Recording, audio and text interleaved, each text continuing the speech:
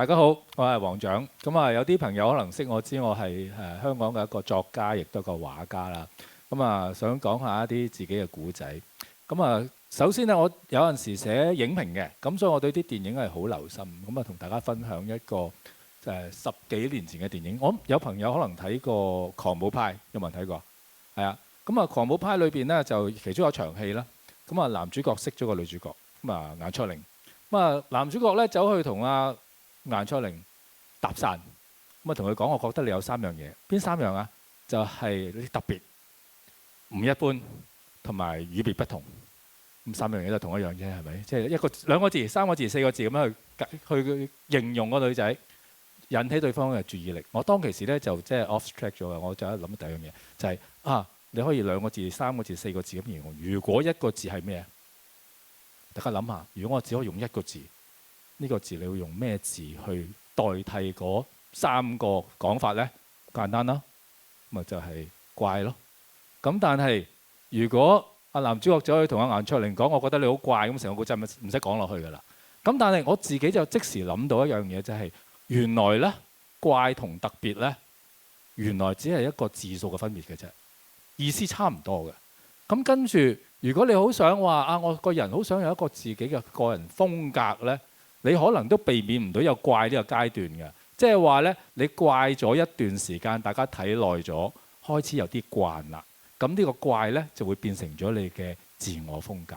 咁 OK 啊，我覺得幾容易啊。我即時覺得好似好容易咁啊。咁但係個問題係咩呢？就係原來呢個症結所在，最關鍵嘅就係你要怪幾耐啊？你怪唔怪到咁耐先？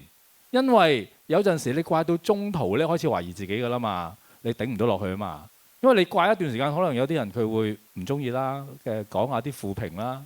咁你頂唔到咧，咁你就不能生成嗰件事變成風格啦。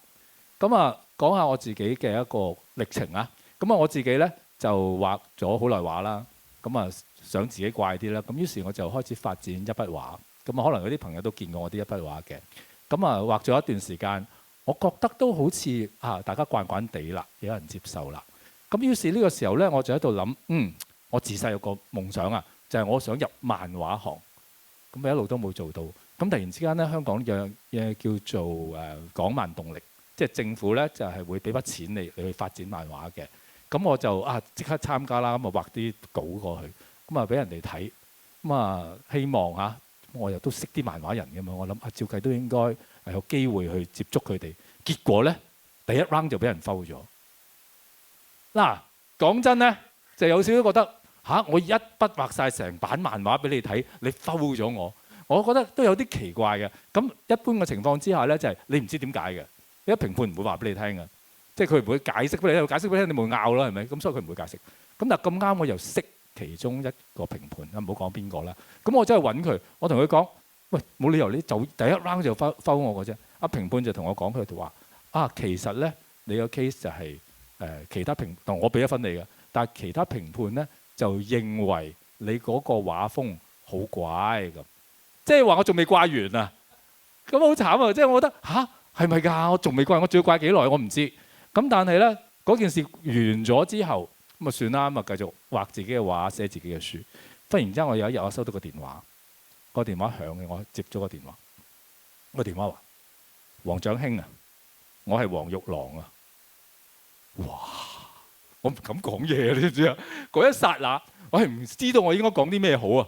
咁跟住佢跟住再講，佢就話：我聽講咧，你好得意嘅，你睇好多美國漫畫嘅係咪？咁我話都幾多㗎。其實我估我應該20-30年前已經開始睇，同埋我有試過以前幫啲美國漫畫做翻譯嘅，即係譯到中文版。當然亦都唔成功嘅，因為其實美國漫畫嘅中文版其實喺香港唔係好好賣嘅，但唔緊要。咁一個個人經歷咁解啫。佢突然之間話：我好多朋友喺我面前提起你，我想咧你喺我新嘅漫畫書裏邊咧就寫一啲關於美國漫畫嘅專欄。我好嘅寫啦咁都怪嘅，喺本香港嘅港漫裏邊無端白事有一版全版嘅專欄係寫美國漫畫，而家出緊嘅，等陣間有機會 share 俾大家睇。咁都得意嘅。咁做咗呢件事啦。咁做完咗呢件事之後咧，忽然間又過咗一陣，就到阿馮志明打電話俾我。阿馮志明可能就真係冇黃玉郎咁出名，但係其實都係一個好出名嘅香港漫畫家嚟嘅。咁於是咧，即係下山一萬字啦，因為紅牌咗啦。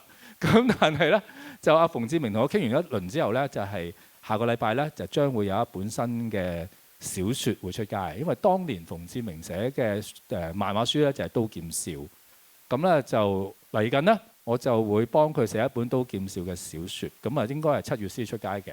咁但係咧下個禮拜咧就會有本先導篇。咁啊先導篇咧就會用我嘅方法啦，去寫《刀劍笑》嘅魔幻版。咁然之後咧就有一個預告俾大家睇下，喺我自己嗰個版本裏邊嘅《刀劍笑》咧係同人哋有啲咩不同，而我又幾相信我應該都喺怪嗰部分，我都仲可以 keep 到幾怪嘅。